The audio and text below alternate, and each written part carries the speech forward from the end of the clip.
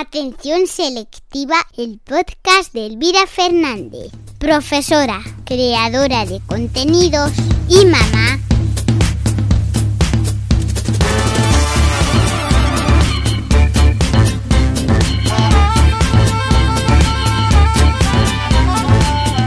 Buenos días, buenas tardes o buenas noches. Estés en el momento en el que estés, te damos la bienvenida al podcast Atención Selectiva. Unos 15 minutillos, formato breve, en los que juntos abordaremos temáticas relacionadas con el mundo de la educación, la psicopedagogía y la crianza. Pero antes de empezar el capítulo de hoy, dedicado íntegramente a la cultura del esfuerzo, no puedo dejar de hacerme eco de un titular que esta semana ha dado muchísimo que hablar, y es el titular del periódico o del grupo El Mundo, que decían exactamente, y cito textual: el gobierno da luz verde a la desaparición de la filosofía y de la enseñanza cronológica de la historia en la ESO. Todos y todas empezamos a echarnos las manos a la cabeza. ¿Cómo puede ser que esta asignatura sea vilipendiada una nueva vez más? El problema es que no contábamos con la desinformación. La ministra tiene que desmentir, el presidente del gobierno tiene que desmentir el bulo del periódico El Mundo para decir que esto tiene una serie de matices que vamos a analizar rápidamente. Se sustituye en la ESO por la asignatura de valores cívicos y éticos, aunque vuelve a ser obligatoria en segundo de bachillerato, lo que hace que el alumnado tanto de ciencias como de letras la curse con obligatoriedad. La asignatura de filosofía se había eliminado en el bachillerato con la LOMCE. Pero además dependerá de las comunidades autónomas el presentarla como optativa en la ESO. Por lo tanto, mi opinión al respecto es la siguiente: valores cívicos y éticos no sustituye en absoluto a los saberes filosóficos. Esta es mi opinión. La filosofía está precisamente para poner a prueba los valores de cada uno y de este modo poder hacerse con un gran abanico de opciones ideológicas. Pero además, la obligatoriedad en segundo de bachiller sí me parece correcta, porque entiendo que tanto un alumno de letras como un alumno de ciencias, una alumna de letras como una alumna de ciencias necesitan del saber filosófico, también los de ciencias sí, precisamente ellos, por los tiempos que vivimos en donde la filosofía está muy ligada al desarrollo científico, pero además porque me parece un saber fundamental. Eso sí, me parece más fundamental para aquel alumnado que deja sus estudios en cuarto de la ESO y que no va a acceder al bachillerato. La filosofía debiera ser una asignatura obligatoria para todos y para todas, desde la educación primaria. Esta es mi opinión. Por lo tanto, creo que la decisión para la nueva ley no es la acertada, pero también me quedo realmente apabullada con la desinformación existente en periódicos de tirada nacional como el caso de El Mundo. Y con esto comenzamos el capítulo de hoy. En el capítulo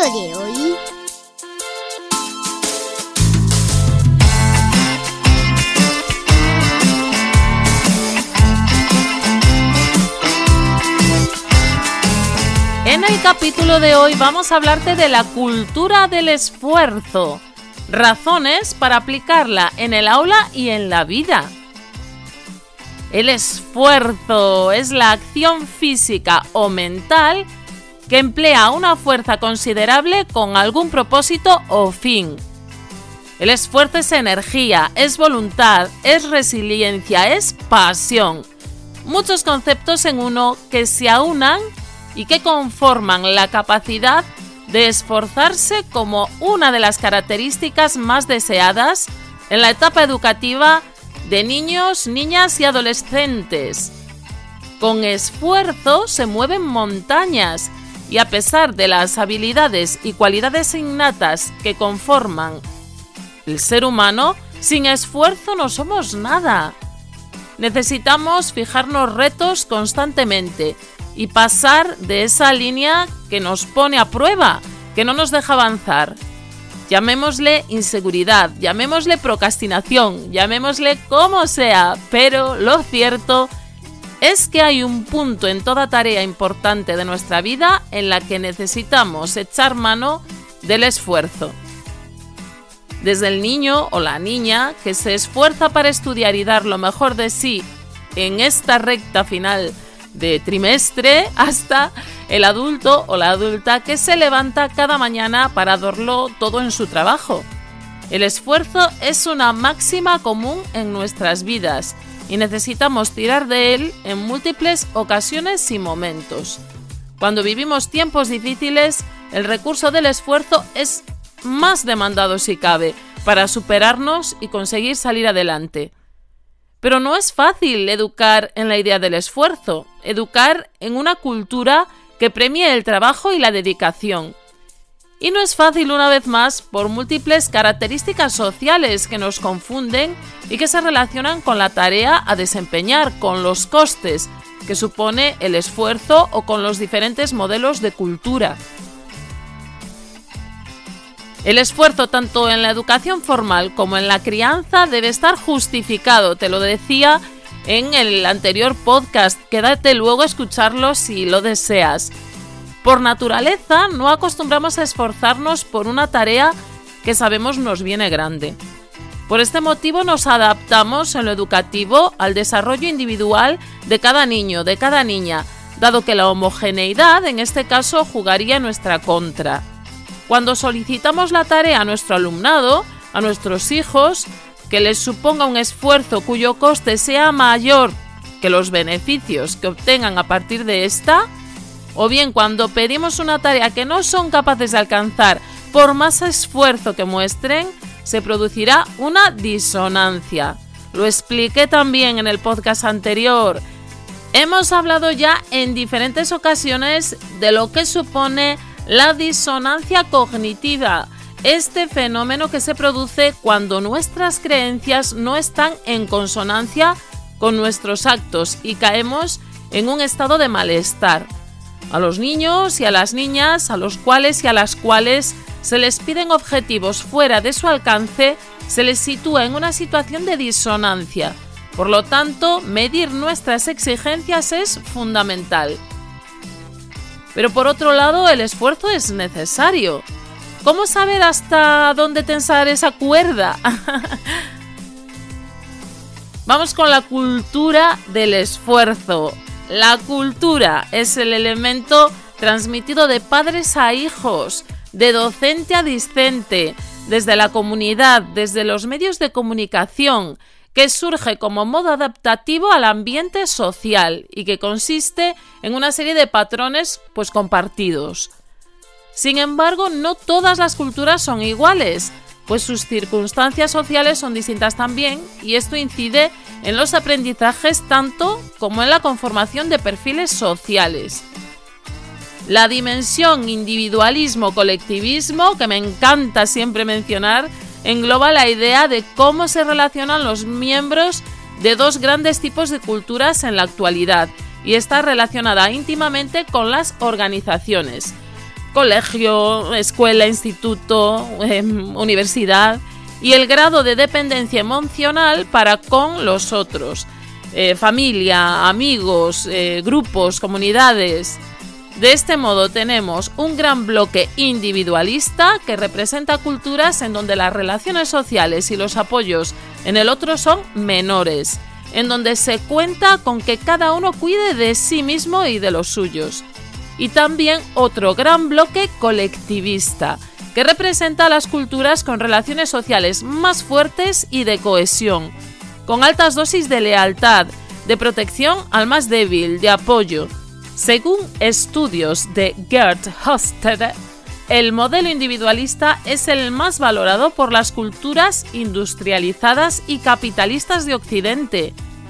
mientras que las asiáticas y los países latinoamericanos apoyan más la idea de colectividad.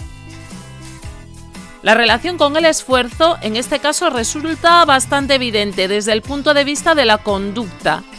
Por lo general, las culturas individualistas, que están cegadas por sesgos egocentristas, explican sus éxitos por la atribución a sus capacidades y sus fracasos por atribución a causas externas con poca estabilidad, como por ejemplo la mala suerte. ¿Te suena de algo? Examen o prueba académica de sobresaliente. Lectura. Soy bueno en esta destreza escolar, por eso saco una buena nota. Misma prueba de insuficiente. Lectura. Las preguntas eran muy difíciles, tuve mala suerte. El profesor me tiene manía. Por el contrario, en las sociedades de corte colectivista se da el sesgo de modestia. Por tanto, se asocian buenos resultados a causas externas y los fracasos a causas internas o habilidades personales. Independientemente de su lugar de origen, le debemos a nuestra infancia una valoración real de sus posibilidades, así como de sus responsabilidades en la vida. Hoy, más que nunca, el esfuerzo es la llave del éxito, la clave para poder alcanzar metas, sueños, proyectos. No es justo que se recreen en la idea de habilidad, mucho menos en la de la suerte, a la hora de trabajar. Necesitan saber que el esfuerzo es el motor de una vida sana y próspera. La cultura que vale es la del esfuerzo. ¿Cómo se relaciona el esfuerzo con la educación? Para que la cultura del esfuerzo encaje en nuestra realidad educativa, es necesario valorar y premiar el esfuerzo. Esto es algo bastante fácil si lo pensamos a priori, pero también bastante difícil de llevar al plano práctico. En un primer lugar, la educación en la actualidad empieza a premiar el esfuerzo, pero trae consigo una tradición que premiaba la capacidad memorística o la capacidad de prueba. Igualmente, en estos momentos los modelos educativos tienden a adaptarse al ritmo de aprendizaje del alumnado, aunque no siempre esto ha sido así. Una vez más, podemos recordar que con anterioridad era el alumno, era la alumna, la que se adaptaba al conocimiento. Y hoy, igual que ayer, si no se alcanzan unos objetivos mínimos, no se aplica titulación, por lo cual el esfuerzo que algunos niños y algunas niñas tienen que hacer es mayor y en ocasiones mucho mayor que el de otros u otras.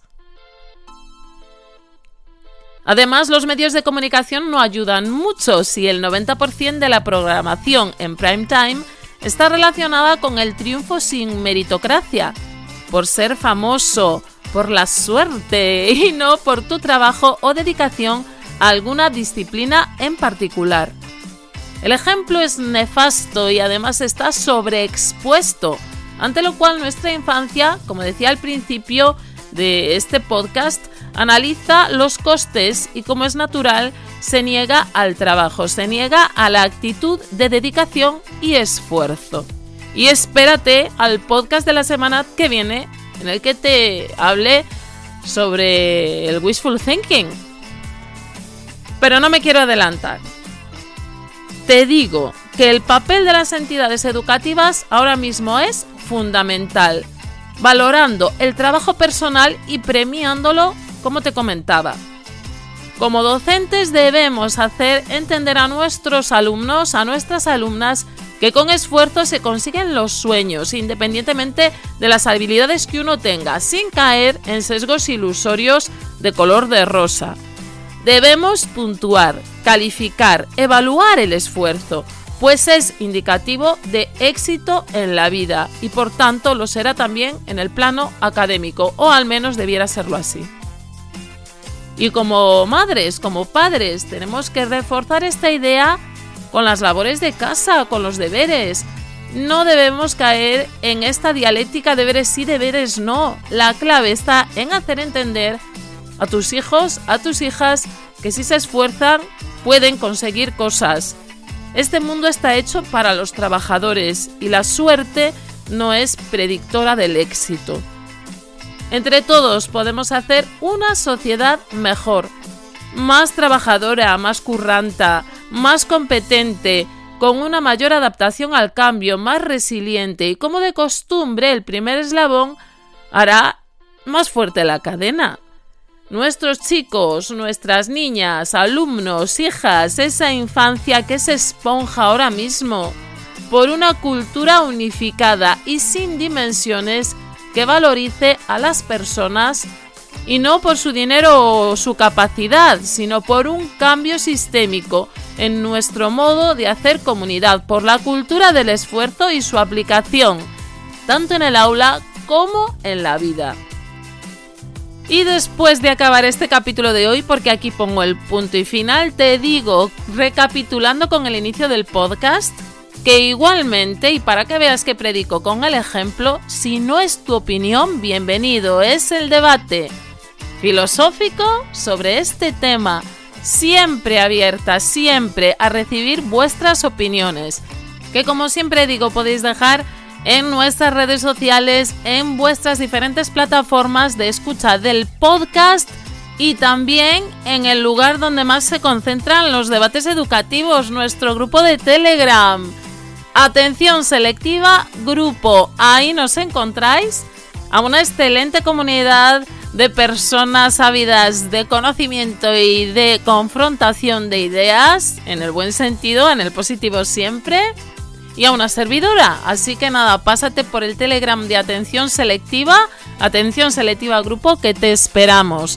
Pero para seguir este ambiente filosófico nos vamos a ir con la cita de la semana para que te quedes repensándola ahí este fin de semana que comienza. La cita de la semana. La cita de esta semana es de Sigmund Freud, quien no tiene presentación. Médico, neurólogo, psicólogo y creador del psicoanálisis.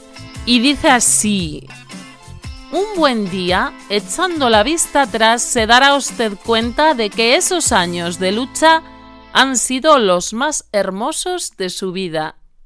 Espero que te guste esta cita, desde luego a mí me encanta y eso que no soy nada fan de Freud, pero te la dejo ahí porque me parece maravillosa. Muchas veces recordamos con cariño esos años en donde tuvimos que esforzarnos a tope por conseguir aquello que queríamos, por hacer esas tareas que nos parecían tan imposibles de alcanzar. Y ese esfuerzo, muchas veces, aunque no siempre, muchas veces valió la pena. Me despido, no sin decirte que si lo has disfrutado, si te ha parecido interesante, tanto como si crees que a alguien le pueda parecer, lo compartas, que compartas este podcast, que compartir es crecer, que con compartir ganamos todos. Te mando un abrazo enorme y te espero la próxima semana.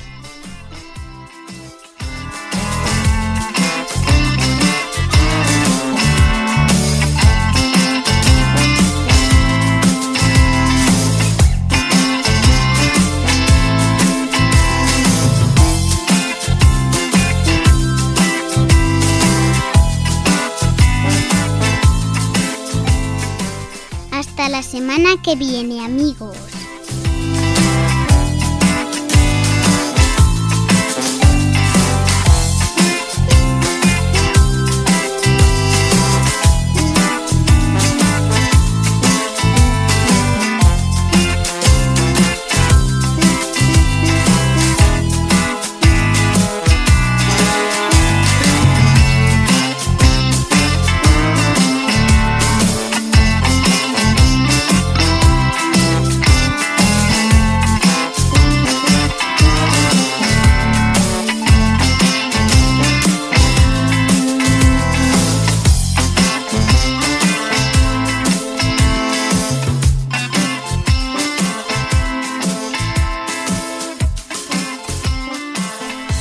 Quédate si quieres escuchar más contenido como este.